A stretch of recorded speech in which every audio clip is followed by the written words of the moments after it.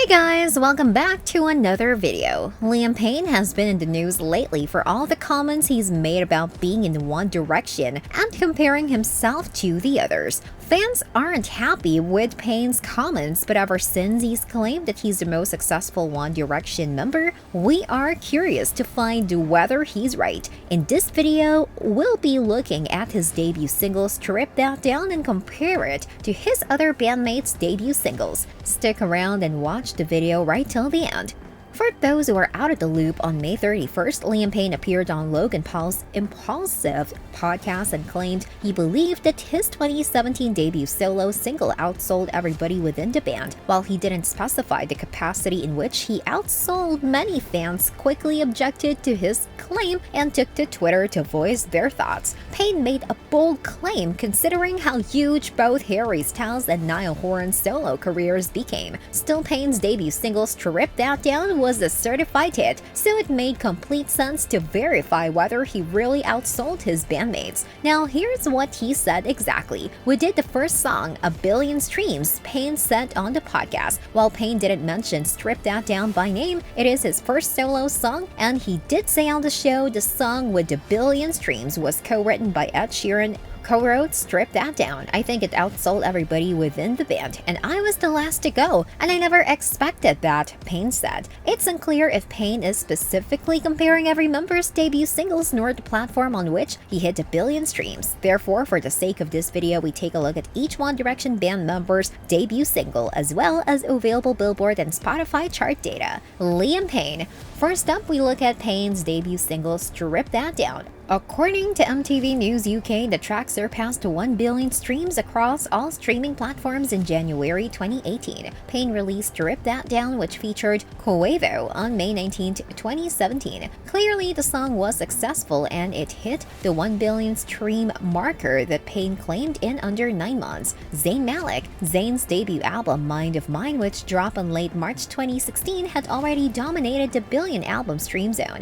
By June of the following year, the album had reached 1,000,000,000 Spotify streams according to PopCrave. As for Zayn's debut single Pillow Talk, reached 1,000,000,000 streams on Spotify on December 2nd, 2021. That's certainly a few years later, but it's only Spotify data and doesn't consider Apple Music and other streaming platforms. Given this, we're chalking up the date of Malik's 1,000,000,000 Pillow Talk streams across all streaming platforms to be unknown. Louis Tomlinson. Up next is Louis Tomlinson. His first single was Just Hold On with Steve Aoki in 2016. According to Celeb Mix, he didn't hit 1,000,000,000 streams on Spotify across his discography until August 2019, so it does appear Payne likely hit that solo single number sooner, though this is not definitive. Niall Horan. There are 2 One Directioners remaining. According to Forbes, Niall Horan's solo debut Flicker, which was released in late October 2017, garnered 152,000 equivalent copies, with 128,000 of those being actual sales. On June 16, 2018, Horan posted an Instagram stating his album had reached over 1,000,000,000 streams on Spotify. Again, that's an album number, not specific to his debut single, This Town. Once again, we can't definitely verify if Strip That Down hit 1,000,000,000 streams across all platforms before This Town. Harry Styles. Finally, there's Harry Styles. His debut solo single Sign of the Times debuted at number 4 on the Billboard Hot 100 in April 2017. PopCrave reported in April 2022 the song had finally crossed the billion stream threshold on Spotify. Clearly, as you can tell, it's really hard to determine when exactly each of 1D's solo singles reached the 1,000,000,000 streams mark across all platforms. Most available information is specific to Spotify, and it's worth noting that Strip That Down only has a little over 886 million Spotify streams. All this to say, we can't fully verify Payne's claim. What is clear though is that any hope for a One Direction reunion seems less likely each day based on this other topic Payne discussed on Paul's podcast, the many reasons he dislikes Malik. In Payne's defense, he also said there's many reasons he'll always be on Malik's side. Payne described his members as rowdy, which prompted him to get candid about his feelings for his former bandmates. He opened about how his mates were during the glory days of One Direction, saying this about Louis Tomlinson: "Louis was wild, and he wanted to be wild. That's his spirit." Liam said, "He's my best mate now, but in the band, we hated each other. Like to come to blowers who hated each other. It was close."